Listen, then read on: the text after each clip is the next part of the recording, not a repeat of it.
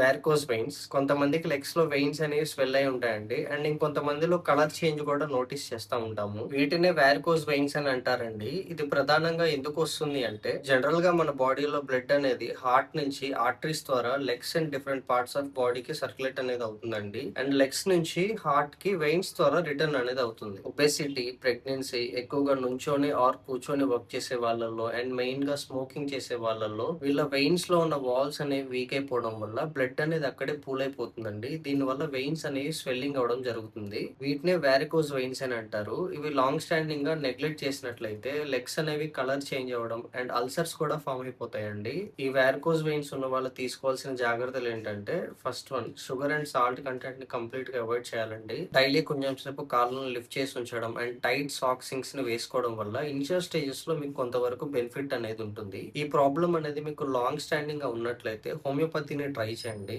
హోమియోపతిలో varicose veins కి best treatment అనేది అవైలబిలిటీగా ఉందండి. మరిన్ని వివరాల కోసం అకౌంట్ ని ఫాలో చేయండి. Thank you.